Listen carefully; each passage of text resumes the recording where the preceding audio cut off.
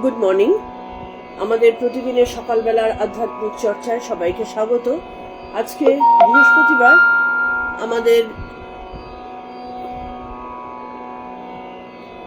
আমাদের আজকে শ্রী শ্রী মায়ের কথা আলোচনার দিন। আজকে একটু চঞ্চল হয়ে আছে মনটা, কারণ এতদিন আমাদের একটা ভোট পর্ব চলেছে। হ্যাঁ, পরিস্থিতি তখনও বেশ উত্তপ্ত ছিল, এখন আবার উত্তপ্ত হচ্ছে। মানে কিছুটা সারাদিন ধরে কনস্ট্যান্ট মোবাইল ঘেটে ঘেটে মন কিছুটা চঞ্চল হয়ে আছে। আজকে হয়তো আমার মতো অনেকেরই এইরকম অবস্থা হয়ে রয়েছে, মনোযোগ দিয়ে হয়তো শুনতে নাও পারতে পারি, আমিও বলতে নাও পারতে পারি, কিন্তু যেটা আসল, যেটার মধ্যে আমরা বেসিক্যালি অবস্থান করি, সেখান থেকে সরে আসার কোনো মানে হয় না। আজকে আমরা ঠাকুর মা স্বামীজির কথা আলোচনা করছি, আমরা ধর্মচর্চা করছি, আমরা গীতা আলোচনা করছি। মাঝে মধ্যে প্রশ্ন জাগে যে এই আলোচনাগুলো কি সত্যিই আমাদের কোনো উন্নতি সহায়ক হচ্ছে, নাকি জাস্ট পড়ার জন্য পড়ে যাচ্ছি। খুব ভয় লাগে। যদিও আজকের আমাদের মায়ের কথা আলোচনার দিন, আমি প্রসঙ্গ থেকে সরে এসেই কিছু কথা বলছি, কিন্তু তোমরা তো প্রত্যেকেই আমার বন্ধুস্থানীয়।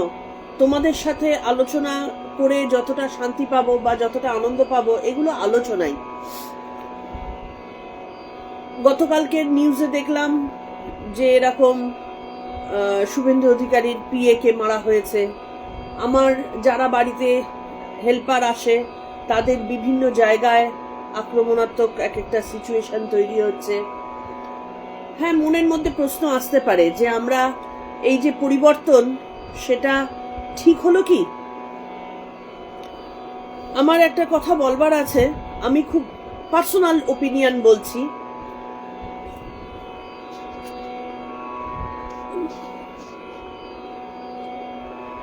একটা একদম পার্সোনাল ওপিনিয়ন, যে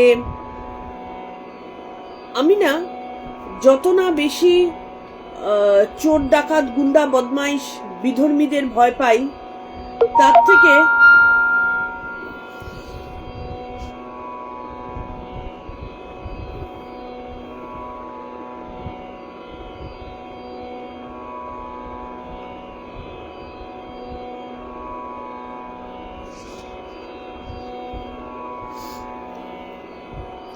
যত না আমি আর কি এদেরকে ভয় পাই, তার থেকে অনেক বেশি না আমি এই সেকুলার পন্থীদের ভয় পাই।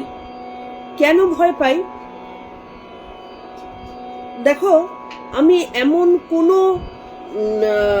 মানে মানুষকে দেখিনি যারা আমি মেয়ে বলতে লজ্জা পাচ্ছে, আমি ছেলে বলতে লজ্জা পাচ্ছে, আমি অমুক পরিবারে জন্মেছি বলতে লজ্জা পাচ্ছে।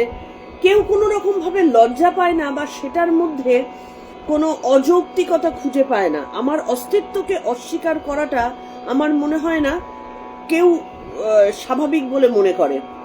সেখানে আমি আমার যে ঘরে জন্মেছি, যে মা বাবার কাছে জন্মেছি, যে সংস্কার নিয়ে জন্মেছি, যে স্বভাব নিয়ে জন্মেছি, যে পরিবেশ নিয়ে জন্মেছি, যে আচার আচরণ নিয়ে জন্মেছি, এইগুলোকে অস্বীকার করায় কিসের বিশেষ মাহাত্ম্য আছে আমি তো কিছু বুঝতে পারি না, সত্যি বুঝতে পারি না। হয়তো এই বিষয়ে আমার পড়াশোনা কম, জানি না। আমি হয়তো আধ্যাত্মিকতাটা পুরোপুরি বুঝে উঠতে পারিনি, সে অনেক দূরের কাহিনী। কিন্তু এই যে ধর্ম বিষয়ক ব্যাপারটা নিয়ে লাঠালাঠি, খুনোখুনি, হানাহানি, এইখানটাতে যখন মানুষ পৌঁছায়, তখন নিজের অস্তিত্বকে অস্বীকার করে কিসের গর্ব আছে আমি বুঝতে পারি না। আমি বাঙালি এটা বলতে লজ্জা নেই, কিন্তু আমি ভারতীয় এটা বলতে অনেকের লজ্জা আছে। আমি মেয়ে এটা বলতে লজ্জা নেই, আমি ছেলে এটা বলতে লজ্জা নেই, আমি অমুক জায়গায় পড়াশোনা করেছি এটা বলতে লজ্জা নেই, কিন্তু আমি হিন্দু এটা বলতে লজ্জা আছে। কেন? যে চিন্তা ভাবনা নিয়ে জন্মেছি সেখানটাতে লজ্জাটা কিসের? আরেকটা মজাদার জিনিস আমি দেখেছি যে একটা গোষ্ঠীর মধ্যে আমি কোনো হিন্দু মুসলিম নিয়ে কোনো নেই, আমি নিজে একটা কাজ করি এবং সেখানে আমার প্রধান সহকারীরাই কিন্তু মুসলিম এবং তারা প্রত্যেকে আমাকে যথেষ্ট সম্মান করে, যথেষ্ট ভালোবাসে এবং আমিও তাদের উপর ডিপেন্ড করি। তারাও যখন ঝামেলার মধ্যে পড়ে আমার উপরেই ডিপেন্ড করে। আমরা কিন্তু এক সহাবস্থানে কাজ করি। তো তার মানে এই নয় যে আমি ও হয়ে গেছি বা ও আমি হয়ে গেছে। যখন শুক্রবার দিন ওদের নামাজ পড়ার সময় থাকে ওরা কিন্তু আমার কাছ থেকে চেয়েই ছুটি নিয়ে নেয়। আবার যদি কোনোদিনও আমি বলি যে আজকে ওরা ওদের বাড়ির থেকে খাবার নিয়ে আসে আমার জন্য, আমিও ওদের জন্য খাবার অনেক সময় এনে দিই। কোথাও কারোর মধ্যে কিন্তু হিংসাত্মক ঘটনা ঘটে না। তারপরেও আমি একটা কথা বলবো যে আমি যেমন আমার মতো হিন্দু হয়ে আছি, ওরাও তেমনি ওদের মতো মুসলিম হয়ে আছে। ওরা হিন্দু হয়ে যায়নি, আমি মুসলিম হয়ে যাইনি, দুজনের কেউই কিন্তু হয়নি। আজকে এই টার্মগুলো উচ্চারণ করছি কারণ সমাজে আমরা মায়ের কথা পড়ছি, আমরা ঠাকুরের কথা পড়ছি, আমরা ধর্ম বিষয়ে জ্ঞান নিচ্ছি, কিন্তু হিংসাত্মক ঘটনাও বাড়ছে। অ্যাট দ্য সেম টাইম আমাকে অনেকের কাছে শুনতে হচ্ছে যে তুমি ঠাকুর মায়ের শিষ্য হয়ে তুমি কেন হিন্দু মুসলিম করছো? আমি তার উত্তরে একটা কথা বলি, কতগুলো কথা বলি। সমাজে সুস্থভাবে বাঁচার অধিকার প্রত্যেকটা মানুষের আছে এবং নিজের সংস্কার নিয়ে বাঁচার অধিকার সবার আছে। যদি সেটা সুস্থ চিন্তা ভাবনা হয় তাহলে সেটা নিয়ে ভাববার অধিকারও সবার আছে, স্বাভাবিকভাবে থাকার অধিকার সবার আছে, এমনকি পশু পাখিরও আছে। পাখি ওড়ে, তাকে কেউ বলে না আয় তুই জলে নেমে সাঁতার কাট। মানুষ ডাঙায় থাকে, তাকে কেউ বলে না যে তুমি আকাশে উড়ে জীবনযাপন করো। না, সবার কিন্তু সমান অধিকার আছে। সেখানটাতে কেন আমি বলতে বাধ্য হচ্ছি, একটা হিন্দুদের জোটবদ্ধতার মধ্যে একটা মুসলিম যতটা শান্তিতে সম্মানের সাথে থাকতে পারে, একটা হিন্দু কেন মুসলিমের সাথে থাকতে পারে না? সেখানটাতে কেন তাকে ভয়ে ভয়ে থাকতে হয়? কেন তাকে জবরদস্তি করা হয়? এটা হয়তো জোর করে কলমা পড়ো, জোর করে ওদের ধর্মের জিনিসগুলো পালন করো, এইটা যদি আমি বলি যে না এটা আমি করব না, তাহলে সেটা আমি হয়ে গেলাম খারাপ। আমাকে একজন বলেছিল যে তুমি রামকৃষ্ণ মিশনের শিষ্য হয়ে তুমি কি জন্যে হিন্দু মুসলিম করছো? প্রথম কথা, হিন্দু মুসলিম আমি করি না, কিন্তু ঠাকুর শ্রী রামকৃষ্ণ কখনো কিন্তু বলেননি যে তুমি তোমারটাকে নিচু দেখিয়ে অন্যের ধর্মকে প্রায়োরিটি দাও। ঠাকুর সর্বধর্ম সমন্বয়ের কথা বলেছেন, সব সমান, সবাইকে যথাযথ সম্মান দাও। ঠাকুর বলেননি সবাইকে যথাযথ সম্মান দাও, নিজেরটাকে অসম্মানিত করো। তাহলে যখন আমি দেখব যে আমার জায়গাটা মানে লটঘট করছে, সেটা নড়বড় করছে, তো তখন সেটাকে রক্ষাটা কি আমার দায়িত্বের মধ্যে পড়ে না? আমি পাড়া প্রতিবেশীকে নিশ্চয়ই দেখব, তার সাথে আমারটাকেও দেখব, আমার বাড়িকেও দেখব। যখন আমি দেখব আমার পাড়া প্রতিবেশী ঠিক আছে, আমার বাড়ি দুর্বল রয়েছে, তো তখন কি আমি আমার বাড়িকে রক্ষা করব না? নাকি রক্ষা করলেই সেটা সেকুলারদের গায়ে লেগে যাবে, তুমি কেন তোমার বাড়িকে রক্ষা করছো? আজকের পরিবেশ সেই জায়গায় এসেছে। আমার যুক্তি সেইখানটাতে যে আমি না মুসলিম বিরোধী, না খ্রিস্টান বিরোধী, না শিখ বিরোধী, না হিন্দু বিরোধী, কিন্তু এটা আমি মনে রাখি আমি হিন্দু, ও খ্রিস্টান, ও বৌদ্ধ, ও মুসলিম, এই যে বিভিন্ন জিনিসগুলো রয়েছে আমি সবাইকে সম্মান করি, কাউকে অসম্মান করি না, এবং আমারটাকেও সম্মান করি। এবং সেখানে আমি গর্ববোধ করি যে আমি আমারটাতে অবস্থান করি এবং তার একটা বিশালত্ব আছে। আমার এই ফেসবুকে প্রতিদিন আসার কারণে অনেকের কাছ থেকেই এইটা আমাকে রিসেন্টলি শুনতে হয়েছে যে তুমি কেন মানে মিশনের দীক্ষিত হয়েও তুমি কেন মুসলিম বিরোধী। খুব ভুল কথা, আমি মুসলিম বিরোধী নই, আমি কোনো ধর্ম বিরোধী নই, আমি একদম সাধারণ একটা মানুষ যে নিজের ধর্ম নিয়ে, নিজের সম্মান নিয়ে, নিজের ভালো লাগা নিয়ে আমি থাকি। কিন্তু এইটাকেও আমি বলি যে এই যে হিংসাত্মক ঘটনাগুলো ঘটছে, খেয়াল করে দেখতে হবে। প্রথম কথা হচ্ছে, যখনই কোনো পরিবর্তন আসে তখন একটা টালমাটাল অবস্থা হয়। নিজেদের বাড়িতে অনেকেরই আত্মীয় স্বজনের মৃত্যু ঘটে না? যখন মৃত্যু ঘটে দেখবে সেই পরিবারটা নড়বড়ে হয়ে যায়। যখন মানে মৃত্যু ঘটে যে কোনো পরিবারে, যত বড় শক্তপোক্ত পরিবারই হোক না কেন, যখন সেই বাড়ির একজন সাধারণ সদস্যেরও যখন মৃত্যু ঘটে, বাড়িটা নড়বড়ে হয়ে যায় কিছুদিনের জন্য। সেখানটাতে তখন কারোর ভালো না লাগা, মনে ডিপ্রেশন, খেতে ভালো না লাগা, আনন্দ করতে না পারা, এই ব্যাপারগুলো ঘটতে থাকে। তারপরে ধীরে ধীরে সময়ের সাথে সাথে সেই সিচুয়েশনটার সাথে লোকে মানিয়ে নেয় এবং আবার স্বাভাবিক অবস্থায় ফেরত আসে। তাহলে আমাদের রাজ্যে এত বড় একটা পরিবর্তন এসেছে, একটা শাসক থেকে আরেক শাসক কথাটা বলা খুব ভুল, যারা শাসন করে, আমাদের শাসনের জন্য না, প্রজাতন্ত্রের মধ্যে যারা পুরো জিনিসটাকে হ্যান্ডেল করছে, যারা মানুষের জন্য কাজ করছে, একটা দল তো কাজ করে। সেই দলের যখন পরিবর্তন হয়, এক দল থেকে আরেক দল যদি গদি ছাড়তে মানে না পারার কারণে বা ছাড়তে না চাওয়ার কারণে, প্রথম কথা এই গদিটা কোনো দলের না, কিন্তু এই জায়গাগুলো জনগণের। জনগণ তাদেরকে একটা জায়গায় সিলেক্ট করে বসায়। যখন একজন অস্বাভাবিক আচরণ শুরু করে তখন তাকে সরিয়ে দিয়ে আরেকটা দলকে সেই সুযোগ মানুষই দেয়। তাহলে পুরনো দল যদি সেই জায়গাটা ছাড়তে না চায়, তাহলে সেটা তাদের দুর্বলতা, বা তারা যদি মনে করে এটা আমাদের পাওয়া উচিত ছিল, অন্য দল কেন পেল, এটা তাদের অসুস্থ মানসিকতার পরিচয়। সুস্থ মানসিকতার পরিচয় কখনো না। এবার যদি তারা নাও মনে করে, স্বাভাবিকভাবেই যখন একটা দল থেকে আরেকটা দলের পরিবর্তন হয় তখন একটা টালমাটাল অবস্থা আসে। ঠিক যেমন আমাদের পরিবারে যখন একজন চলে যান তখন কিন্তু একটা টালমাটাল পরিস্থিতির সৃষ্টি হয় কিছুদিনের জন্য। তখন যদি মন শান্ত করে, মাথা ঠান্ডা করে, বুদ্ধি দিয়ে, যুক্তি দিয়ে, জ্ঞান দিয়ে আমরা শান্ত থাকি, তখন সেই টালমাটাল পরিস্থিতিটা সহজে স্বাভাবিক হয়ে আসে। কিন্তু এখন দেখা যাচ্ছে যে সেই সুস্থ স্বাভাবিক চিন্তা করার মানসিকতাটা 90% লোকেরই নেই। তার মধ্যে ফেসবুক খুলতে ভয় লাগে। সত্যি কথা বলছি, এই সেকুলারদের জন্য 3 দিন হয়েছে, এই তো 4 তারিখে সমস্ত কিছু হয়েছে, 4, 5, 6, 7, আজকে সকাল শুধু।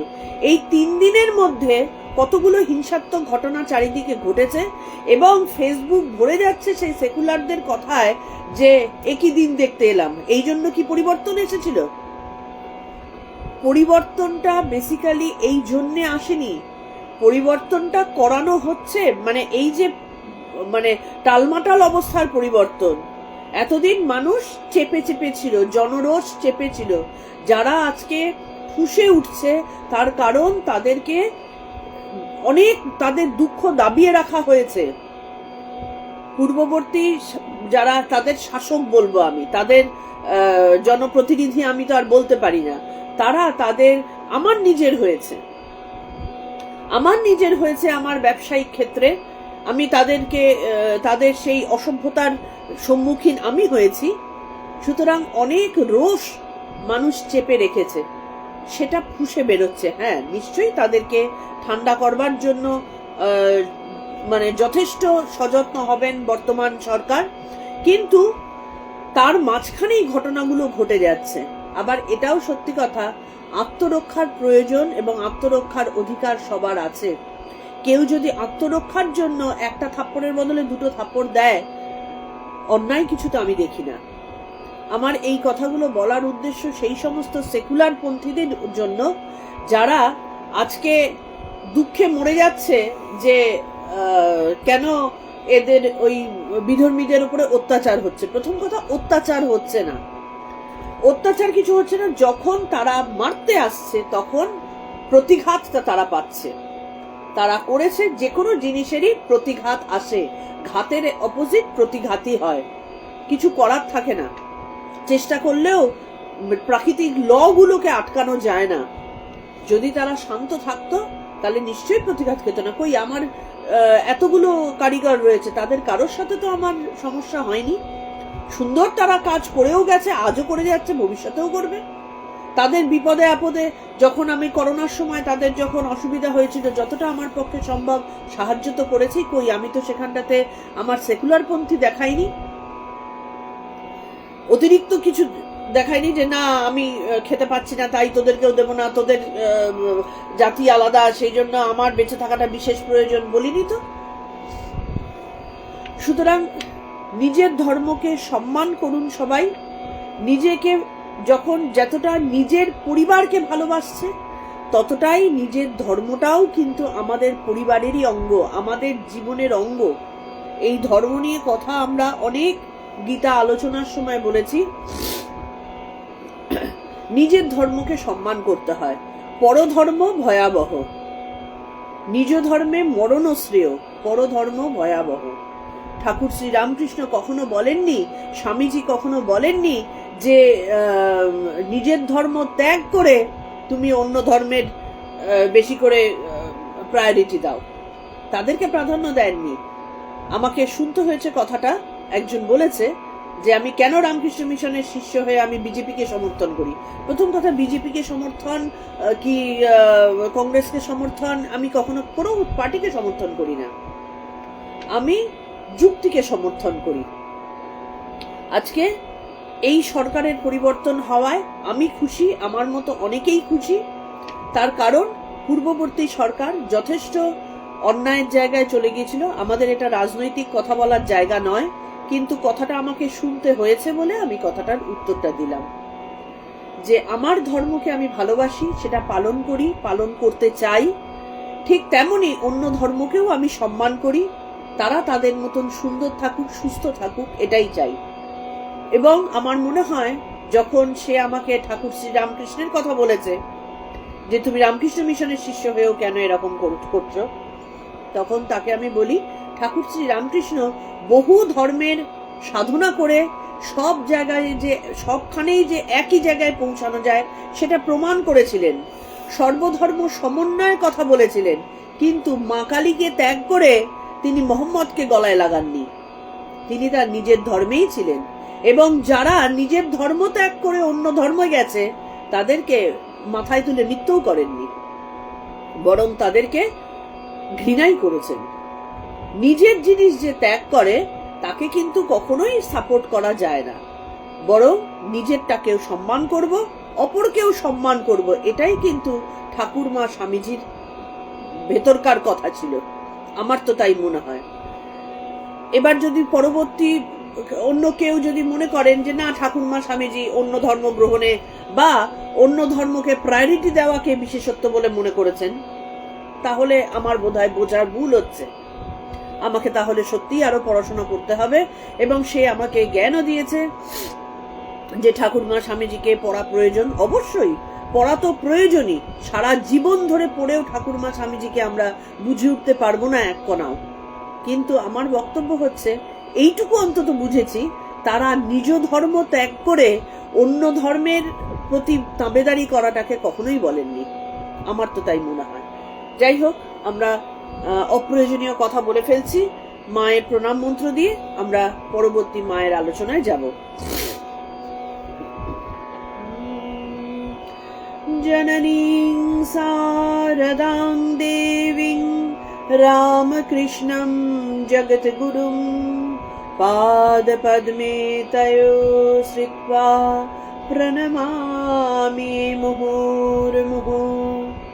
सर्वमङ्गलामङ्गल्ये शिवे सर्वार्थसाधिके शरण्ये त्र्यम्बके गौरी नारायणी नमोऽस्तुते। सृष्टिस्थितिविनाशानं शक्तिभूते सनातनी गुणाश्रये गुणमयी नारायणी नमोस्तुते जय नारायणी नमोस्तुते जय नारायणी नमोस्तुते जय नारायणी नमोस्तुते। আমরা আগের দিন শ্রী মায়ের কথা যেটা পড়ছিলাম, সেখানে গোবিন্দ গোপাল মুখোপাধ্যায় মহাশয়ের লেখা হে বালে হে ত্রিপুরা সুন্দরী, শ্রী মাকে তিনি ত্রিপুরা সুন্দরী বলে দর্শন করছেন মনের মধ্যে। এবং ঠাকুর শ্রী রামকৃষ্ণ তিনি এই যে মায়ের পায়ে তিনি তার নিজের জীবনের সাধনালব্ধ সমস্ত কিছু উজাড় করে দিয়ে তিনি মায়ের পায়ে দিয়ে দিচ্ছেন, সমর্পণ করছেন এবং তাকে ত্রিপুরা হে বালে হে ত্রিপুরা সুন্দরী বলে মায়ের ভেতরকার সেই দেবীকে মানব সমাজে প্রতিষ্ঠিত করছেন জাগ্রত করে। এইটাই আমরা পড়েছিলাম এবং সেই প্রসঙ্গে আমরা আলোচনা করেছিলাম যে কিছুটা তন্ত্রশাস্ত্রে ষোড়শী এই যে সুন্দরী ও ত্রিপুরা এই দুই নামে পরিচিত, এইটা আমরা পড়েছিলাম যে জগতে যত সৌন্দর্যময়ী সৌম্য মূর্তি আছে তার মধ্যে জগতে যত সৌন্দর্য আছে, সেটা প্রাকৃতিক সৌন্দর্য, অন্তরের মানবিক সৌন্দর্য, একটা পশু পাখির মধ্যেও যে সৌন্দর্য, আকাশ বাতাস সমস্ত কিছুর মধ্যে যে সৌন্দর্য, এই যে সুন্দর ব্যাপারটা, সব সুন্দরকে একত্রিত করলে যে অপরিসীম সৌন্দর্য আছে, সেই সৌন্দর্যই হচ্ছেন মহামায়ার সেই অতি সৌন্দর্যময়ী রূপ তাঁর। সেখানে বলছেন যে এই সকলকে ছাপিয়ে তার মধ্যে যে অতি সুন্দরী রূপ, তার দিকে তাকিয়ে দেবতারা চণ্ডীর স্তব প্রার্থনা করছেন এবং দেবতারা মায়ের এই সুন্দর মুখখানির দিকে তাকিয়ে ভাবছেন যে মহিষাসুর কি তাকিয়েছিল মায়ের এই সুন্দর মূর্তিখানির দিকে এক ঝলকও? তাহলে সেই সৌন্দর্য দেখার পরে সে মাকে আঘাত করতে গেল কিভাবে? এটা কি সম্ভব? এবং মায়ের সেই মানবিক শ্রী মায়ের সেই মানবিক মূর্তির মধ্যে যদি কেউ স্থূল দৃষ্টিতে দেখে, তাহলে সে মায়ের হয়তো অতি সাধারণ একজন গ্রাম্য মহিলার সেই মূর্তি তিনি দেখতে পাবেন।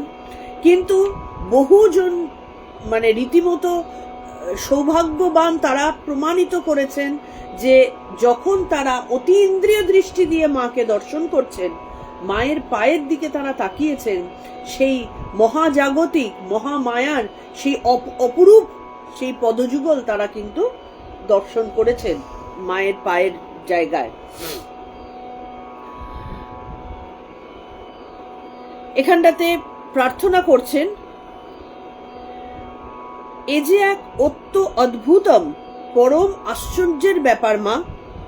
এই সুন্দরী যে সৌন্দর্যের কথা মাকে বর্ণনা করতে গিয়ে এই যে পরমা সুন্দরী ত্রিপুরেশ্বরী বা পরমা সুন্দরী মহাচণ্ডী, তিনি যে বিভিন্ন রূপ এই যে দর্শন করছেন, মহাচণ্ডী মায়ের একটা রূপ, ত্রিপুরা সুন্দরী মায়ের একটা রূপ, ষোড়শী মায়ের একটা রূপ, এই যে বিভিন্ন রূপ যারা অতি সূক্ষ্ম দৃষ্টিতে শ্রী মায়ের দিকে তাকিয়েছেন, শ্রী মাকে নজর করেছেন, তার আচার আচরণের মধ্যে দেখেছেন, প্রত্যেকে কোনো না কোনো সময় এই রূপের দর্শন কিন্তু করেছে। তাই এখানে চণ্ডীর রূপের বর্ণনার সময় বলা হচ্ছে, এই সুন্দরী আবার তিনটি পুর বা আবাসস্থল আলো করে বিরাজমানা, তিনটি পুর, তাই তিনি ত্রিপুরা বা ত্রিপুরা সুন্দরী। সব ছাপিয়ে তার এই রূপ তুরীয় বা চতুর্থী রূপ, তিন রূপে তিনি ত্রিভুবন বেপে বিরাজমানা, যার কথা ঐতরেয় উপনিষদে যেন আঙ্গুলি নির্দেশ করে চিনিয়েছেন, অয়মা বসতঃ অয়মা বসতঃ অয়মা বসতঃ।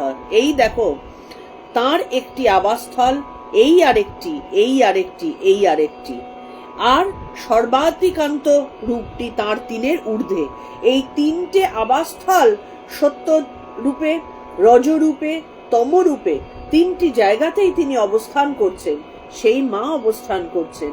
রজগুণ না হলে কর্ম হয় না, শুধু সত্যগুণে জগৎ চলে না। সেই জন্য রজগুণ এবং তমগুণ না হলে ধ্বংস আসে না, ধ্বংস না হলে সৃষ্টি হয় না। সেই কারণে এই মাই কিন্তু সত্যরূপে, রজরূপে, তমরূপে তিনি অবস্থান করছেন। এবং তার শ্রেষ্ঠ রূপ যা সবকিছুর ঊর্ধ্বে, সেইটা কি? এই তিনের ঊর্ধ্বে। স্বয়ং ঈশ্বর তাঁরই অনুকম্পায় লাভ করেছেন জগতের আধিপত্য। ঈশ্বর ভগবান, আজকে আমাদের যখন গীতার অষ্টম অধ্যায় আলোচনা শুরু হয়েছে, আমি শুরু করতে পারছি না, বারবার করে আটকে আটকে যাচ্ছি, কারণ সেই জিনিসটা অনুভবের মধ্যে আসার কিছুটা হলেও চেষ্টা করে যাচ্ছি। সেখানটাতে এই যে জগতের আধিপত্য ঈশ্বর কিভাবে পেয়েছেন, ঈশ্বরের সাথে শক্তির কিরকম সম্পর্ক, ঈশ্বর কিভাবে জগৎ সৃষ্টি করলেন, তাহলে ঈশ্বর কে, শক্তি বা কে, এই বিচারগুলো বোধের মধ্যে আনতে গিয়ে এই প্রসঙ্গগুলোই আসছে। যে ঈশ্বর তাঁরই অনুকম্পায় লাভ করেছেন জগতের আধিপত্য, জগৎ ত্রাতা, জগৎ কে ধারণ করে থাকা, জগৎকে পালন করে থাকা, সবই যখন যেখানটাতে ব্রহ্ম, যেখানে ঈশ্বর, সেখানটাতে জগতের এই যে আধিপত্য যে পরম ঈশ্বর তিনি স্থাপন করলেন, সেটা কার দ্বারা স্থাপন করলেন? তার অন্তর্নিহিত শক্তি দ্বারা। তার ভেতরে যদি শক্তি না থাকতো, তিনি যদি সবসময় সেই শিব যেমন সব হয়ে পড়ে আছেন তা যদি থাকতেন, তাহলে সেই দিয়ে কি জগৎ পালন, জগৎ ধারণ, জগৎ থেকে সৃষ্টি সম্ভব ছিল না। তার ভেতরকার শক্তি তিনি যখন আলাদা করলেন, সেই শক্তির মাধ্যমে তিনি এই জগতের ওপর আধিপত্য স্থাপন করলেন। তাই তিনিও তাঁরই চিন্তায়, তাঁরই ধ্যানে নিমগ্ন। যেমন শ্রীরামকৃষ্ণ ষোড়শী পূজান্তে আত্মহারা হয়েছিলেন, ঈশ্বর তাই বলছেন নিজেই সর্বশেষে, ময়াপি চিন্তাতে সাতু তৎপ্রসাদাদহং প্রভুঃ জগতা মিশ্বরতম চ লব্ধম তদনুকম্পয়া। সেই সঙ্গে জানিয়ে দিয়েছেন যে ব্রহ্মার ব্রহ্মত্ব, বিষ্ণুর বিষ্ণুত্ব, এ সবই তাঁরা প্রাপ্ত হয়েছেন সেই সুন্দরীর অনুকম্পায়। কোন সুন্দরী? জগৎ শ্রেষ্ঠ সুন্দরী শুধু না, তিনি ত্রিভুবন সুন্দরী, ত্রিভুবনেরও ওপরে সুন্দরী। আজকে ব্রহ্মার মধ্যেকার যে ব্রহ্মত্ব, আমরা বলি সাধারণভাবে যে ব্রহ্মা সৃষ্টিকর্তা, তা ব্রহ্মা কি করে সৃষ্টি করলেন? তার ভেতরে যদি সেই শক্তি না থাকতো। বিষ্ণু পালন কর্তা, কি করে পালন করতেন? তার ভেতরে যদি সেই শক্তি না থাকতো। শক্তি না থাকলে তো তারা একেবারে স্থবির। ঠাকুর শ্রী রামকৃষ্ণ যখন ষোড়শী পুজোর সময় তিনি আত্মবিহ্বল হয়েছিলেন, এবং দেখো এত বছর ধরে তার যা সাধনালব্ধ সমস্ত কিছু, জ্ঞান থেকে শুরু করে তার এই যে পুণ্য থেকে শুরু করে সমস্ত কিছু তিনি মায়ের পায়ে উৎসর্গ করে দিলেন।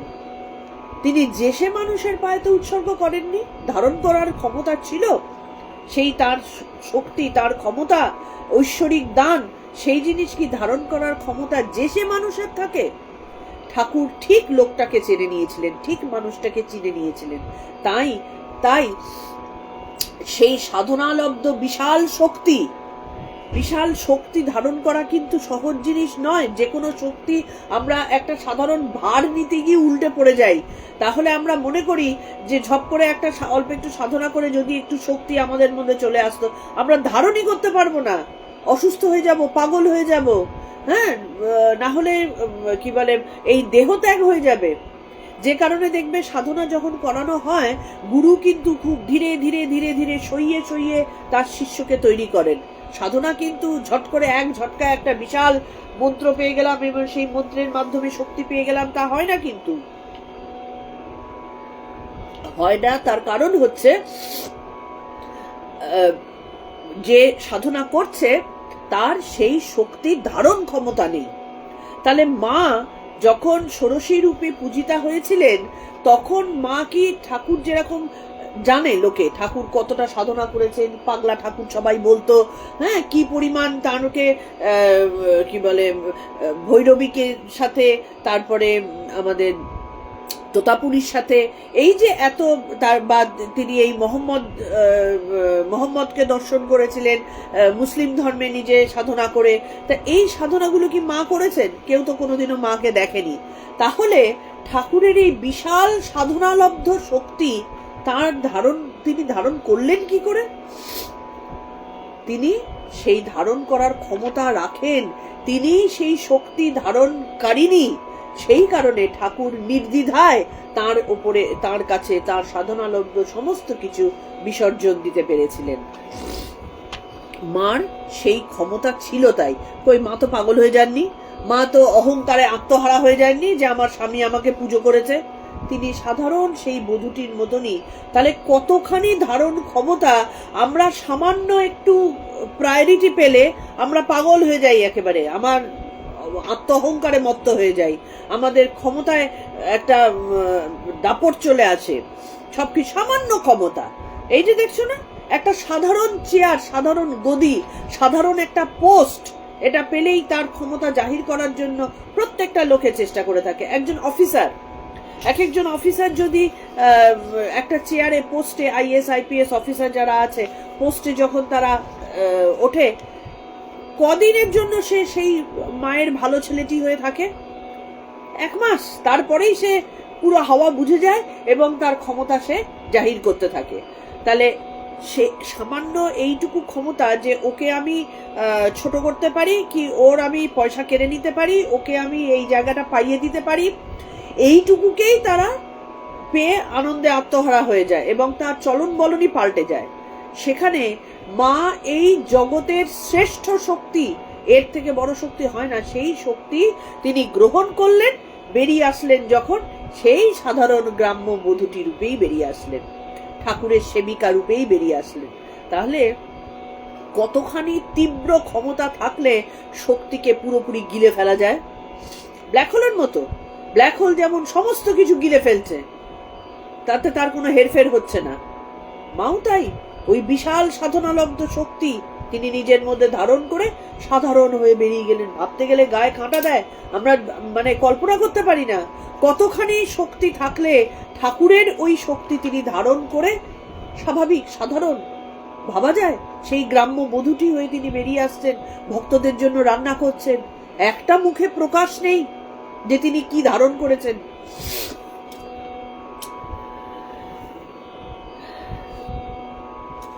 স্বয়ং ব্রহ্মাও শ্রী শ্রী চণ্ডীতে ত্বং সাহা ত্বং স্বধা বলে তাঁর স্তব করে সেই কথায় জানিয়ে দিয়ে গেছেন।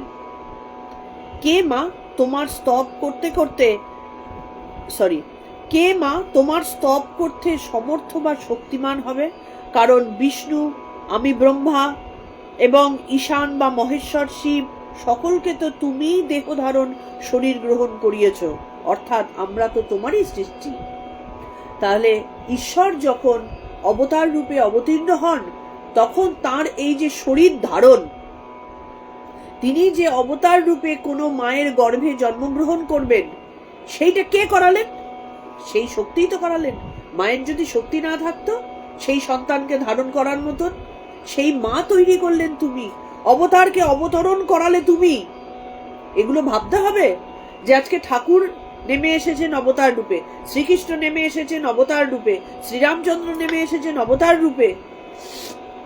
তাহলে এই যে অবতার রূপে তাদের ইচ্ছে হলো, তারা পট করে চলে আসলেন। সেই শক্তি ধারণ করার ক্ষমতা যে কোনো লোকের আছে কি? সেই শক্তিকে ধারণ করার যে মা তৈরি করলে তুমি, তবে না তো তোমারই শক্তি সেই মায়ের অন্তরে এসে উপস্থিত হয়েছে বলে অবতার সেইখানে অবতরণ করতে পেরেছেন। তাই বলছেন যে সকলকে তো আজকে শিব রূপে আসুন, যেমন স্বামীজিকে হ্যাঁ সবাই শিব বলে ইয়ে করতেন, শিব রূপী তিনি। তাহলে নমঃ শিবায় বললে তার মাথা ঠান্ডা হয়ে যেত। তাহলে এই যে তার বিশাল ক্ষমতা যে গর্ভধারিণীর মধ্যে এসেছে, সেই গর্ভধারিণীর শক্তিটা কোথার থেকে আসলো? একদম অন্তরে আসতে হবে। তার শরীর না হয় শক্তপোক্ত ছিল, হতে পারে একটা সুসন্তান জন্মগ্রহণ করেছে, তার সংস্কার ভালো ছিল, শক্তপোক্ত ছিল, হতে পারে তার জন্য জ্ঞানী সন্তান জন্মগ্রহণ করেছে, কিন্তু এই যে শক্তি দিয়ে তিনি সুস্থ সন্তান এবং এই বিশাল এক একটা কি বলবো বিশাল শক্তিমান পুরুষকে মর্তে অবতরণ করালেন, সেই শক্তিটা কার? সেই শক্তিটা কি এই শরীরটার? এই কি বলে সাধারণ রক্ত মাংসের সেই শরীরটার না। সেই শক্তি হচ্ছে সেই মহামায়া শক্তি। তিনি সেই ধারণ করার শক্তি মাতৃগর্ভে দিয়েছেন, তাই এই সমস্ত পুরুষ জন্মগ্রহণ করেছেন।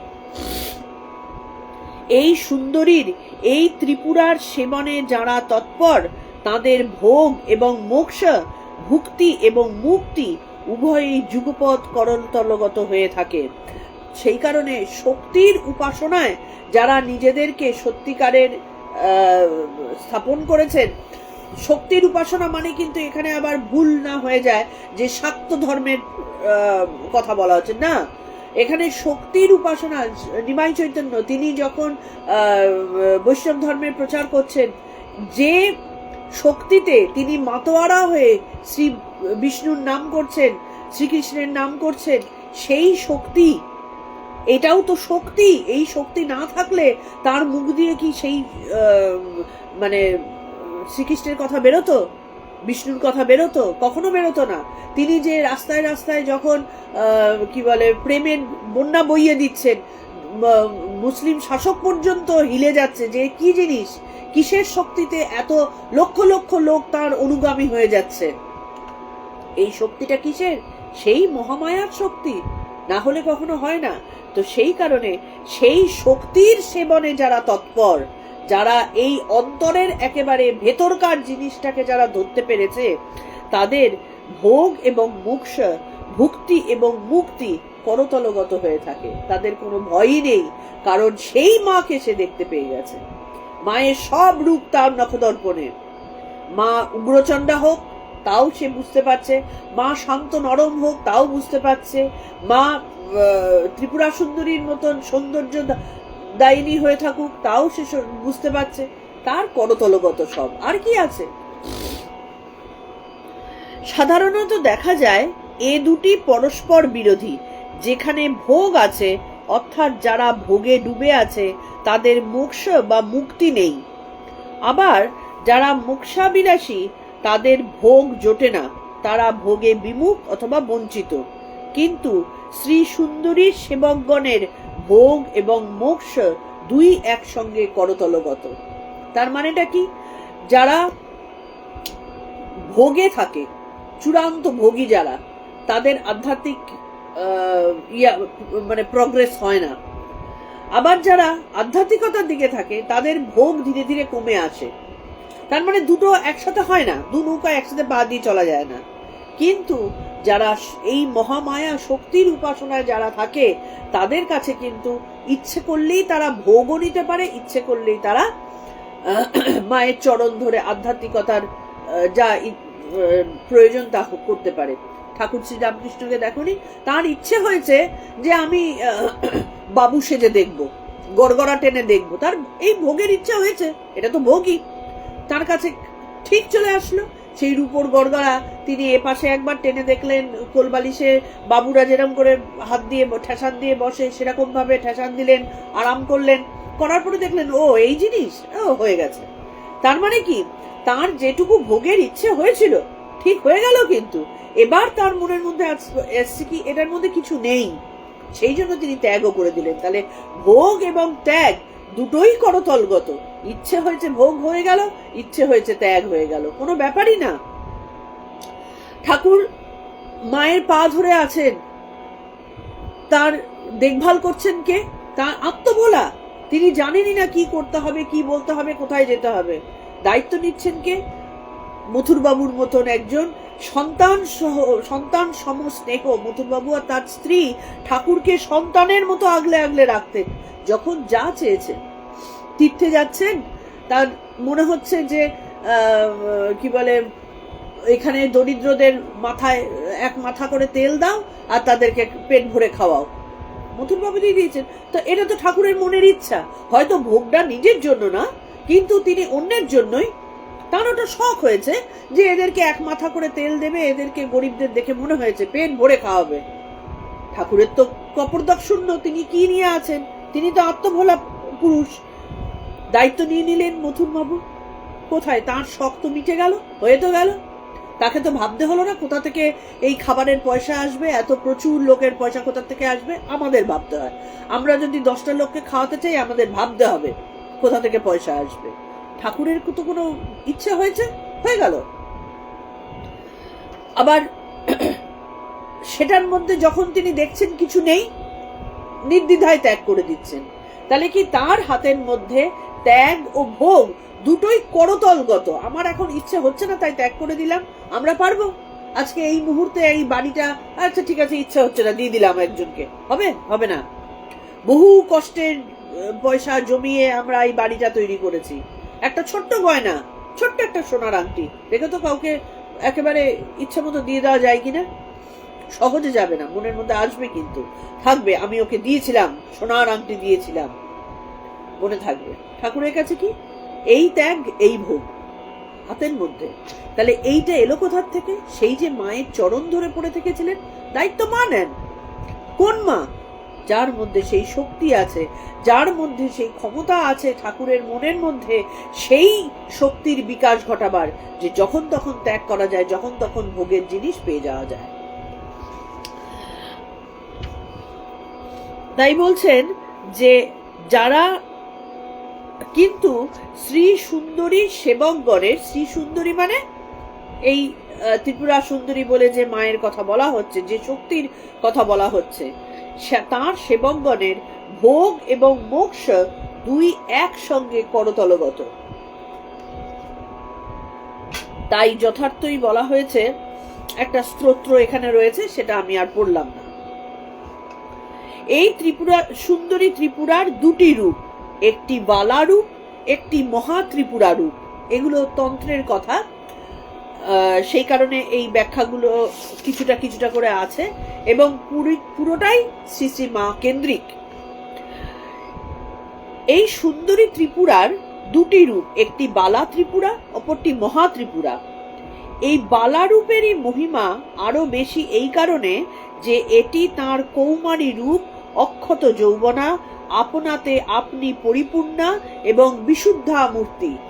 এই যে চারটে কথা বলা হলো, কৌমারী রূপ, অক্ষত যৌবনা, আপনাতে আপনি পরিপূর্ণা, বিশুদ্ধা মূর্তি, এই চারটেই কি আমরা শ্রী মায়ের মধ্যে দেখতে পাই না? তিনি কুমারী, যখন তাকে ষোড়শী রূপে ঠাকুর পুজো করছেন, তিনি কুমারী, তখন অক্ষত যৌবনা। এটা তো বিশেষভাবে সবাই জানো। আপনাতে আপনি পরিপূর্ণা মানেটা কি? তার কিছু চাহিদা নেই, তিনি পরিপূর্ণ। আমরা অপূর্ণ, তাই আমাদের এত চাহিদা। কারোর মধ্যে রূপের চাহিদা রয়েছে, কারোর মধ্যে গুণের চাহিদা রয়েছে, কারোর মধ্যে অর্থের চাহিদা রয়েছে, কারোর মধ্যে বিভিন্ন বৈষয়িক জিনিসের চাহিদা রয়েছে, ক্ষমতার চাহিদা রয়েছে। কারণ কি? তার কাছে সেটা নেই, অপূর্ণ সে। আমার ক্ষমতা চাই, তার মানে ক্ষমতার দিক থেকে আমি অপূর্ণ, তাই আমার ওইটার চাহিদা রয়েছে। একটুখানি পেলেই আমি মনে করছি বাবারে কি পেলাম। ঠিক যেমন মরুভূমি দেখো না, এক ফোঁটা জল পড়লেই ঘপ করে শুষে নেয়, ঠিক তেমনি সামান্য একটু ক্ষমতা, সাথে সাথে আমার ভেতরে একটা বিশাল কিছু হয়ে গেল। যে দরিদ্র, সামান্য একটু পয়সা পেলেই তাড়াতাড়ি করে পয়সাটা নিয়ে নিলাম, গোপনে রেখে দেবো। যার মধ্যে রূপের চাহিদা আছে, সে পাগলের মতো কি করলে রূপটাকে ধরে রাখা যাবে, কি করলে আরো একটু কি বলে যৌবন ধরে রাখা যাবে, পাগলের মতো চেষ্টা করে যাচ্ছে। কিন্তু যে সম্পূর্ণ, যার কাছে রূপ আছে, গুণ আছে, যৌবন আছে, অর্থ আছে, কি বলে, যা কিছু সমস্ত কামনার জিনিসগুলো আছে, সে কি চাইবে? আপনাতে আপনি পরিপূর্ণা। শ্রীসীমাকে কোনোদিনও কেউ দেখেছে যে কোনো সময় তিনি এই জিনিসটা নেই বলে দুঃখ করছেন, সেইটার জন্য তিনি কষ্ট পাচ্ছেন? না, কিন্তু কোনোদিনও কখনো শ্রীসীমাকে কেউ দেখেনি যে আমার এটা নেই। তারও তো একটা কুমারী বয়স ছিল, তারও এক সময় কি বলে বার্ধক্য এসেছে, তারও এক সময় কি বলে ওই পঞ্চতপা করতে গিয়ে তার শরীর পুড়ে ঝামা হয়ে গিয়েছিল। কই কোনোদিনও তো তার ক্ষোভ আসেনি যেটা আমার কেন কালো হয়ে গেল। আমরা একটু কালো হলে সাথে সাথে ট্যান রিমুভ করার জন্য কত কিছু করতে পারি, কত কিছু পয়সা এদিকে ঢালতে পারি। তাকে তো কখনো ভাবতে হয়নি যে একটু বেসন মাখি কি একটু দই মাখি, এই সমস্ত জিনিসগুলো করতে হয়নি তো। কারণ তিনি সম্পূর্ণ, তিনি জানেন যে আমার মধ্যে সব কিছু আছে, রূপ ঢেকে রেখেছি আমি আমার ইচ্ছায়, স্ব ইচ্ছায়, মানব কল্যাণে তিনি রূপ ঢেকে রেখেছেন, ইচ্ছে হলেই বার করতে পারি। এবং কি বিশুদ্ধা মূর্তি। বিশুদ্ধতা কাকে বলে? যার কোনো কামনা বাসনা নেই, বিন্দুমাত্র বাসনাহীন মূর্তি হচ্ছে বিশুদ্ধ। অশুদ্ধতা আসে কোথার থেকে? কামনার থেকে। যে জিনিসের প্রতি কামনা আসবে সেইটার থেকেই অশুদ্ধ রূপ নেয়। আমরা অনেকেই বলি কি যে এই মেয়েটা বাজে মেয়ে কারণ খারাপ দিকে গেছে, হ্যাঁ, সে অশুদ্ধ। সে বাজে মেয়েটা হলো কিসের জন্য? তার সেই শারীরিক কামনাটা রয়েছে, তাই সে অশুদ্ধ হয়েছে। তাহলে অশুদ্ধতা হয় কিসে? কামনা থেকে অশুদ্ধতা আসে। একটা মেয়ে হিংসুটে, সুতরাং সে অশুদ্ধ, কালিমা যুক্ত। সে হিংসুটে হলো কেন? তার ওই জিনিসটার প্রতি চাহিদা কামনা রয়েছে, সেটা পাচ্ছে না, সেই কারণে সে হিংসুটে। তাহলে এই অশুদ্ধতা পুরো জিনিসগুলো আসে হচ্ছে বাসনা থেকে। তাহলে মা বিশুদ্ধ কেন? তিনি পরিপূর্ণভাবে বাসনা রহিত। শ্রীসীমাকে অল্প বয়সে তিনি যখন সাধনা করছেন, ধ্যান করছেন, তিনি তার নিজে মুখে বলা চাঁদের দিকে তাকিয়ে তাকিয়ে তিনি প্রার্থনা করছেন, হে ঈশ্বর, চাঁদেও কলঙ্ক আছে, আমার মধ্যে যেন কোনো কলঙ্ক না থাকে। সম্পূর্ণভাবে নিজেকে বিশুদ্ধতমা হিসেবে তিনি পৃথিবীতে অবস্থান করছেন। তাহলে এই প্রত্যেকটা রূপ, যেটা বালা ত্রিপুরা, এই ষোড়শী রূপ, এই বিশুদ্ধ মূর্তি, আপনাতে আপনি পরিপূর্ণভাবে পরিপূর্ণ বলে তার মধ্যে আনন্দের ঘট সদা স্থাপিত, যার সব আছে, সে তো আনন্দেই আছে। মা বলছেন আনন্দের ঘট সদা স্থাপিত মনের মধ্যে। এই প্রত্যেকটা কি শ্রীসীমায়ের মধ্যে আমরা দেখতে পাই না? সাধারণ দুর্গাপূজাটিতে যে কুমারী পুজো করা হয় তা এই বালা ত্রিপুরারই পূজা, এবং সেই কারণেই মহাষ্টমীর সন্ধিক্ষণে এই ইচ্ছা শক্তি উমা কুমারীর ধ্যানেই সাধক নিমগ্ন হন। সেটি আসল পূজা বলে দলে দলে নরনারী নির্বিশেষে সব লোক ছোটেন বেলুন মঠে কুমারী পূজা দেখতে। কুমারী পূজায় একেবারে ছোট্ট বাচ্চা মেয়েকে নেওয়া হয়, তার কারণ হচ্ছে এখনকার দিনকালে একটু বয়স, একটু সামান্য বড় হলেই তো তার মধ্যে অশুদ্ধতা চলে আসে। সেই কারণে যত বাচ্চা বয়সে নেওয়া যায়, যে বয়সে জ্ঞান তো আছে কিন্তু অশুদ্ধতা কোনোভাবে তাকে গ্রাস করতে পারেনি, সেই সুলক্ষণ দেখেই কিন্তু বাচ্চা মেয়েকে পুজো করানো হয়। এই একেবারে নরম, যেন ওই ডাবের শ্বাস তুলতুলে নারকলে পরিণত হয়নি, সেই নরম তুলতুলে মন, যার মধ্যে কোনো কলুষতা ঢোকেনি, যার মধ্যে জাগতিক কোনো কামনা ঢোকেনি, সেই রকম মূর্তি হচ্ছেন বালা সুন্দরী, বালা ত্রিপুরার রূপ। তাহলে এই বালা ত্রিপুরার রূপ একটু বড় হয়ে গেলে আমাদের যখন জাগতিক যে শরীর, সেই শরীরের মধ্যে আনা তো খুব কঠিন, এটা একেবারেই মানে সহজ তো নয়, অতি দূরস্থে এটা ভাবা যায়। কিন্তু একদম ছোট্ট বয়সে, বাচ্চা বয়সে তার অনেকখানি থাকে। তো একেবারে ছোট বাচ্চা অবস্থায় তো তাকে পুজো করানো যায় না, তাকে বসানো যায় না। সেই জন্য যতটা ছোট অবস্থায় একজনকে পাওয়া যায় সেই রকম কুমারীকে পুজো করা হয়। তাহলে এই ইচ্ছা শক্তি উমা কুমারীর ধ্যানে সাধক নিমগ্ন হন। কারণ তিনি এই পূজারীর ধ্যানে কেন হন, এই মূর্তির ধ্যানে কেন তিনি নিমগ্ন হন? কারণ তিনি স্বয়ং সম্পূর্ণা। আমরা সম্পূর্ণতার পুজো করছি। কি জন্যে করছি? নিজেকে সম্পূর্ণ করার জন্য। তাহলে যখন নিজে সম্পূর্ণ হয়ে যাব, সম্পূর্ণ মিলেমিশে একাকার হয়ে যাবে। তখন সাধক আর সাধক থাকবে না, তখন সেই সাধকও নিজের ভেতরের সেই পরমাত্মাকে সে অনুভব করবে এবং পরমা প্রকৃতির সাথে সে তখন মিলেমিশে একাকার হয়ে যাবে। হয়তো দেহটা আলাদা খোলসের মতন পড়ে থাকবে। তাহলে শ্রীশ্রীমাকে যখন ঠাকুর এইভাবে ষোড়শী রূপে পুজো করেছিলেন, তখন মায়ের বিয়ে হয়ে গেছে, তিনি একেবারে ছোট্ট বাচ্চা নন, কিন্তু তিনি সেই ত্রিপুরা সুন্দরীর, বালা ত্রিপুরা সুন্দরীর যে গুণাবলী তিনি ধারণ করছেন নিজের মধ্যে, তাই ঠাকুর তাকে এই পুজোতে বসিয়ে পুজো করে তার নিজের সাধনালব্ধ সমস্ত কিছু অর্পণ করতে পেরেছিলেন। মনে আসতেই পারে যে ঠাকুর তার বিবাহিত স্ত্রীকে কেন পুজো করলেন, এবং স্ত্রী তো একেবারে ছোট্ট কচি বাচ্চা না, তার মধ্যে তো জাগতিক সবকিছু ঢুকেছে। তিনি বিয়ে কি জিনিস জানেন, তার মধ্যে তার মা কানের মধ্যে দিচ্ছেন তোর এখনো সন্তান হলো না। কিন্তু দেখো, এইগুলো কানে ঢুকছে, আমাদের মতন সাধারণ মানুষের কানে এই সমস্ত জিনিস ঢুকলে আমরা কতদিনে বয়ে যেতাম। হ্যাঁ, কিন্তু শ্রীশ্রীমা এই সমস্ত জিনিস পরিপূর্ণভাবে শুনছেন, তিনি দেখছেন, জগতের দুর্দশা দেখছেন, জগতের ভালো দেখছেন। কলকাতায় এসেছেন, তিনি ডাকাত বাবার সাথে তিনি মুখোমুখি হয়েছেন, মানে সুবিধে অসুবিধা, স্বামী কি জিনিস তাও বুঝেছেন। কিন্তু তিনি নিজেকে রেখে দিয়েছেন সেই বালা ত্রিপুরা সুন্দরী রূপে। তার মধ্যে কোনো কালিমা, কোনো কলুষতা, সেই নারকলের একেবারে ডাবের শাঁসের মতন কোনো কিচ্ছু তাকে স্পর্শ করতে পারছে না। নরম কচি বাচ্চা মেয়ে যেরকম যে পরিপূর্ণ নিজে আপনাতে আপনি পরিপূর্ণ থেকে যে আনন্দে মগ্ন থাকে, বাচ্চারা যখন খেলা করে দেখনি, নিজের মধ্যে আনন্দে মত্ত থাকে, সেই রকম মন নিয়ে মা তার স্বামীর ঘরে এসেছেন। এটা কি কম কথা? এটা কি ভাবা যায় কখনো?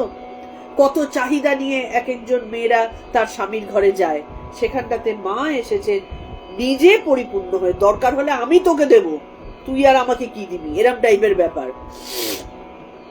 তাহলে সেই কারণে ঠাকুর এমনি কিন্তু মাকে ষোড়শী রূপে পুজো করে তার নিজের সমস্ত কিছু অর্পণ করেননি। জগতের কাছে তিনি একেবারে প্রমাণ করে দিলেন যে এই মায়ের মধ্যে বালা ত্রিপুরা সুন্দরী অবস্থান করছেন, এবং সেইভাবে ডেকে তিনি মাকে অর্পণ করেছেন, হে বালে, হে ত্রিপুরে সুন্দরী, আমার সাধনালব্ধ সমস্ত কিছু তুমি তোমার পায়ে অর্পণ করলাম। এই অর্পণের পরে মা বেরিয়ে আসলেন সাধারণ একটা বউ হিসেবে, সাধারণ একটা মহিলা হিসেবে। ভাবতে গেলে গায়ের ভেতর কাঁটা দেয়। তাহলে এই পুজো দেখতেই কিন্তু নরনারী নির্বিশেষে ছোটেন বেলুড় মঠে কুমারী পুজো দেখতে। অথচ এই কুমারী বা বালাটি যে কে, বালা মানে কুমারী, যে কে, কি তার তত্ত্ব, তার অনুধাবন কিন্তু আমরা কেউ করি না। স্বরূপে তাকে যারা চেনেন বা জানেন, তারা তাই আপন আপন আরাধ্যের প্রতি ভক্তি বা অনুরক্তির জন্য এই মায়ের কাছেই প্রার্থনা জানান। তাহলে মাকে সবাই বলে না, মাকে বলো, মাকে বলো। এই মায়েরই কিন্তু ক্ষুদ্র ক্ষুদ্র রূপ জাগতিক মায়ের মধ্যে রয়েছে, যদি সেই মা নিজেকে শুদ্ধ সত্য হিসাবে রাখে বা মাতৃত্ব যদি তার মধ্যে থাকে। এই ত্রিপুরা সুন্দরীরই রূপ রয়েছে। আমরা মায়ের পুজো করি কিসের জন্য? সেই ইষ্ট, হয়তো ইষ্ট আমার পুরুষ রূপী হতেই পারেন, ইষ্ট পুরুষ রূপী, কিন্তু মায়ের কাছে প্রার্থনা করবো, মা ইষ্টের পাদপদ্মে আমার মন দাও, মা আমাকে ইষ্ট দর্শন করা। মায়ের কাছে বাচ্চা মেয়ের মতন করে মায়ের পায়ে আঁকড়ে ধরে থাকতে হয়। মাই সবকিছু প্রদান করবেন, মাই তার সন্তানকে দেখবেন। কোন মা? সেই মহা জাগতিক শক্তি ধারণ করে আছেন সেই মা। কোন মা? সারদা সরস্বতী জ্ঞানদায়িনী, সেই মা। জগতে আমরা মা দুর্গাকে দেখিনি, মা কালীর রূপকে দেখিনি, সরস্বতী রূপকে দেখিনি, কিন্তু শ্রীশ্রীমাকে কেউ তো দেখেছেন। তাকে হাঁটতে, চলতে, কথা বলতে, কাজকর্ম করতে দেখেছেন তো কেউ কেউ। আমি হয়তো দেখিনি, আমার এই বয়সী যারা তারা হয়তো দেখিনি, কিন্তু 200 বছর আগেই তিনি তো ছিলেন। 200 কেন, 1900 সালেও তো তিনি জীবিত তো ছিলেন, তিনি দেহ তো তার তো ছিল। তাহলে সেই কারণে বলছেন যে স্বরূপকে যারা চেনেন বা জানেন, যাদের আপন আরাধ্যের প্রতি ভক্তি বা অনুরক্তি, তারা মায়ের কাছেই প্রার্থনা করবে, মা তার পাদপদ্মে আমায় ভক্তি দাও, তার পাদপদ্মে আমায় থাকতে দাও।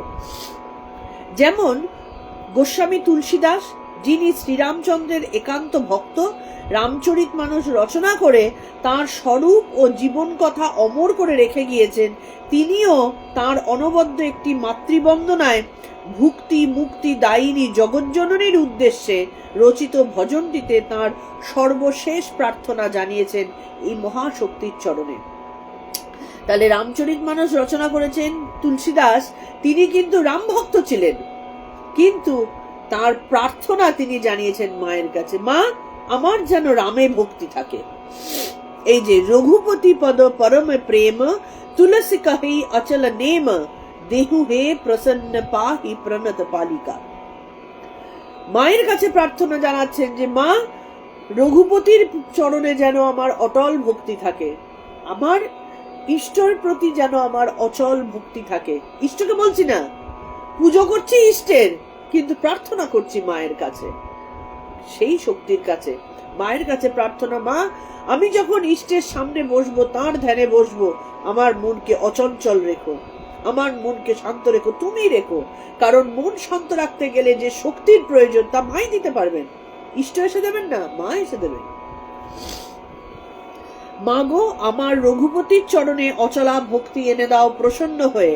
কারণ তুলসীদাস জানেন এই জননী মহেশ ভামিনী, অনেক রূপ নামিনী এবং সমস্ত লোকপালিনী। তিনি হিমশৈল বালিকা মাত্র, ওই হিমালয় কন্যকা বালা ত্রিপুরা। এই যে আমরা চণ্ডী রূপে বর্ণনা করছি, কালী রূপে বর্ণনা করছি, বিভিন্ন রূপে তাকে দেখছি, সেই বালা ত্রিপুরা সুন্দরী। তন্ত্রে তাকে বালা ত্রিপুরা সুন্দরী বলা হয়। আবার ঠাকুর তো নিজে তন্ত্রবিদ্যায় যথেষ্ট বাচ্চা ছেলে ছিলেন না, তন্ত্রে তিনি যথেষ্ট তার দখল ছিল, তিনি ভৈরবীর কাছে তন্ত্রে তিনি সিদ্ধি লাভ করেছেন, তিনি মাকে সম্বোধন করছেন হে বালে ত্রিপুরা সুন্দরী বলে। মানে এগুলো ভাবতে গেলে কি বলবো, মানে নিজে বিহ্বল হয়ে যেতে হয়। শ্রীরামকৃষ্ণ বারবার নরেনকে ঠেলে দিয়েছেন মায়ের দিকে, মন্দিরে যাচ্ছেন সেই মা কালী রূপে, সেই পাথরের মূর্তি, কিন্তু ঠাকুর প্রথমেই বলে দিয়েছেন যে আমি তোমার কে। যখন জিজ্ঞেস করছেন তিনি বলছেন কি রূপে আমায় দেখো, মন্দিরে যে আনন্দময়ী রয়েছেন তোমাকে আমি সেই রূপে দেখি, তুমি আর আনন্দময়ীর মধ্যে কোনো, সেই মন্দিরে পাথরের সেই যে আনন্দময়ী মূর্তি, কোনো পার্থক্য নেই। সেই মা, এটাকে এইরকম অবয়ব, হ্যাঁ, ওইটার মধ্যে বেঁধে রাখলে চলবে না, মা ব্যাপারটা কি সেটাকে অন্তরে ধারণ করতে হবে। তাহলে ঠাকুর যখন নরেনকে পাঠাচ্ছেন তুই যা মায়ের কাছে প্রার্থনা কর, ঠাকুর ইচ্ছে হলে শ্রী মায়ের কাছেও পাঠাতে পারতেন, কিন্তু তখনও নরেনের মধ্যে সেই রূপ, তিনি তো কিছুই বিশ্বাস করেন না, তর্কের মধ্যে আসেন, সেই কারণে তখন তিনি কিন্তু মায়ের শ্রীমা সারদা রূপের মধ্যে তিনি তাকে পাঠাননি। ব্যাপারটা একই ছিল, ওই জগদম্বার কাছে পাঠানো আর শ্রী মায়ের কাছে পাঠানো দুটো একই ছিল, ইচ্ছে হলে পারতেন তিনি, কিন্তু তখনও নরেনের মধ্যে সেই রূপের যে মানে জাগতিক অবয়ব, সেই ভাব তখনও ছিল, তাই তিনি ওই পাথর রূপের কাছেই পাঠিয়েছেন। কিন্তু ভবিষ্যতে নরেন যে এই মায়ের পায়ে নিজেকে পূর্ণরূপে সঁপে দেবেন ঠাকুর জানতেন। যা চাইবার চেনে না মার কাছ থেকে, অভাব অভিযোগ যা জানানোর বল না গিয়ে মাকে।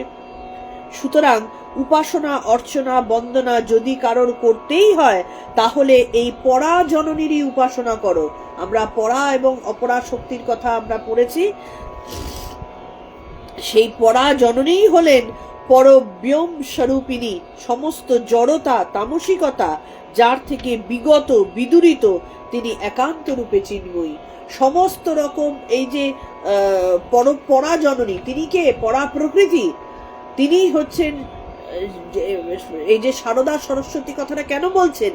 তিনি শ্রেষ্ঠ জ্ঞান, তিনি বিদ্যা, তিনি এই পরা শক্তি হচ্ছেন সমস্ত বিদ্যা রূপিণী। তাহলে সাধনা যদি করতে হয়, তাই বলছেন যে জড়তা মানে স্থবির, যার মধ্যে কোনো সেন্স নেই, হ্যাঁ, সেই জড়তা তামসিকতা যার মধ্যে বিন্দু মাত্র নেই, সেই পরাশক্তির উপাসনা করো। ধরতে হয় তো মাকে ধরো। দেখো আজকে যারা বৃন্দাবনে রয়েছে সব সারাদিন ধরে, আমি দেখে এসেছি নিজে, সারাদিন ধরে রাধে রাধে রাধে রাধে করে যাচ্ছে, রাধার নাম করে যাচ্ছে। কেন? রাধা মানে কি? রাধা শক্তি, সেই শক্তির উপাসনা করছে যা আমাকে টেনে উপরে তুলবে। আর কেউ কিন্তু টেনে উপরে তুলতে পারবে না। তিনি একদিকে সকলকে বন্ধনে ফেলেন ইদমরূপ অংশকে বাড়িয়ে তুলে, আবার বন্য জন্তু প্রাণীদের মোচন করেন, মুক্তি দেন অহং রূপ অংশটিকে উন্নীত করে। যখন বন্য জন্তু যারা, তাদের ভেতরকার সেই অহং রূপটাকে ঊর্ধ্বে তুলছেন, তারা মানুষ জন্ম পাচ্ছে। জন্তুদের মধ্যে কি আর সাধনার কোনো উপায় আছে? তাদের কি কোনো জ্ঞান আছে কি করে পুজো করতে হয়?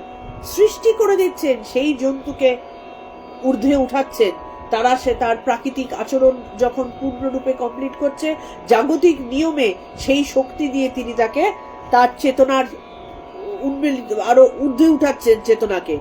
সেই চেতনাকে ঊর্ধ্বে উঠিয়ে তাকে মানুষ জন্ম দিচ্ছেন, তার মধ্যে বুদ্ধি দিচ্ছেন। এবার মানুষ কি করবে? যদি এই বালে ত্রিপুরে সুন্দরী রূপে পরা প্রকৃতির উপাসনা করে, তার মানুষ থেকে আরো অতি মানবের দিকে, দেবত্বের দিকে তার আরো উন্নতি হয়। এই অহং এবং ইদম নিয়ে তার এই খেলা, নিত্য লীলা চলছে সারা সৃষ্টি জুড়ে। মা সারদা এসেছিলেন এই জ্ঞান দিতে। কাল পথে তিনি এসেছিলেন, যিনি স্বরূপত কালবিহীনা। তিনি এই রূপ ধারণ করে, সারদার রূপ ধারণ করে তিনি আমাদের জন্য সাধারণ হয়ে নেমে এসেছিলেন। কিন্তু কাল কি তাকে গ্রাস করতে পারে? তার হয়তো এই জাগতিক ভৌত শরীরটাকে তিনি ত্যাগ করে দিয়েছেন, কিন্তু তিনি তো কালবিহীন হয়ে, তিনিই তো কাল, তাঁরই হাতে কাল। সুতরাং মা সারদা তিনি যখন এই ত্রিপুরা সুন্দরী রূপে পূজিতা হলেন, এবং বিশ্ববরেণ্য এক একজন স্বামীজির মতন মানুষের কাছে তিনি যখন পূজিতা হলেন, এটাতেই তো বোঝা যায় যে একটা সাধারণ মানুষ আর একটা স্বামীজির মতো মানুষের মধ্যে তো পার্থক্য আছে। তার জ্ঞান তো আর আমাদের সাধারণ জ্ঞানের মধ্যে ছিল না। তিনি তার সমস্ত কিছু এইভাবে মায়ের পায়ে দিয়ে দিয়েছিলেন। ঠাকুরের তো সাধারণ তপস্যা ছিল না, সমস্ত কিছু মায়ের পায়ে দিয়ে দিচ্ছেন। তাহলে এই মহিলাটা কে? এটা বুঝতে হবে। কাল পথে এসেছিলেন তিনি, যিনি স্বরূপত কালবিহীনা। আমরা কালে কালে ভুলে যাই বলে কখনো শতবার্ষিকীতে, সার্ধ শতবর্ষে তার সৃষ্টির উদ্বোধনে সচেষ্ট হই, যে আমরা ভুলে যাই যে তিনি আসলে কে। সেই জন্য কখনো তার এই দেহ যাবার সার্ধ শতবর্ষ এইগুলোতে আমরা পুজো টুজো করি। কিন্তু নিবোধন নিঃশেষে তাকে বোঝা কবে হবে, যিনি নিত্যা ষোড়শিকা বালা ত্রিপুরা সুন্দরী? আমরা কবে বুঝবো? এটা লেখকের আকুতি যে আমরা তার বয়সের পুজো করছি। তার কার বয়সের? ওই খাঁচাটার বয়সের পুজো করছি। কিন্তু কবে আমাদের সেই বোধ আসবে, সেই খাঁচাটার ভেতরে যে মা লুক্কায়িত ছিল, সেই বোধ কবে আসবে? তাও একান্তভাবে তাঁরই কৃপা সাপেক্ষ। তাহলে তাঁর কৃপা, সেই ত্রিপুরা সুন্দরীর কৃপা না হলে কখনোই আমাদের ভেতরে বোধ, আমাদের ভেতরে চেতনা, আমাদের ভেতরে শক্তি, এই যে কামনা আমরা ডাকছি, তার জন্য ব্যাকুল হচ্ছি, তার জন্য অন্তর কাঁদছে, এইটা তাঁরই শক্তি আসলে তবে হবে, না হলে হবে না। তিনি চাইলে তবে হবে। ওই জন্য মায়ের কাছে প্রার্থনাটাও তাই করতে হয় যে মা, আমার ইচ্ছেটা আসছে না, আমি অপারগ, আমার মধ্যে সেই ব্যাকুলতা আসছে না, তুমি সেই ব্যাকুলতাটা এনে দাও। তুমি যদি না আনো, তাহলে আমাদের ভেতরে কখনোই কিন্তু সেই আকুলতা ব্যাকুলতা আসতে পারে না। পারছি না, তাও মাকে জড়িয়ে ধরবো। বাচ্চাদের দেখো না, যখন মা রেগে গেছেন, রেগে গিয়ে বাচ্চাকে লাঠি পেটা করছেন, মা বাচ্চা জড়িয়ে ধরে তা মায়েরই আবার হাঁটু জড়িয়ে ধরছে, মা মারছে তারই হাঁটু জড়িয়ে ধরছে। সেটা আমরা পারি কি? সবার আগে ভগবানের কাছেই বলি, আমি কি অন্যায় করেছি ভগবান, কেন আমাকে এত শাস্তি দিচ্ছ? অভিযোগ অভিযোগ না। যখন শাস্তি পাচ্ছি, আমাদের দোষে শাস্তি পাচ্ছি, তখন মায়ের কাছে গিয়ে আশ্রিত হতে হয়, মা কোন অপরাধে আমার এই শাস্তি দিচ্ছ, তুমি সেইটাকে দূর করে দাও। মায়ের কাছেই কৃপা প্রার্থনা করতে হয়, মায়ের কাছেই মাকে ভালোবাসার কামনা প্রার্থনা করতে হয়। তোমাকে আমি ভালোবাসতে পারছি না, আমার সেই প্রকৃতি নেই, আমার সেই মন নেই, আমার সেই বুদ্ধি নেই, তুমি আমায় সেই বুদ্ধি দাও যাতে আমি তোমাকে ভালোবাসতে পারি। এইভাবে মায়ের কাছে প্রার্থনা করতে হয়।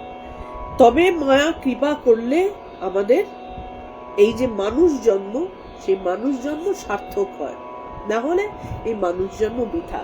তাহলে বোঝা যাচ্ছে যে এই ত্রিপুরা সুন্দরী, বালে ত্রিপুরা সুন্দরী, তিনি কে ছিলেন? সারদা রূপে।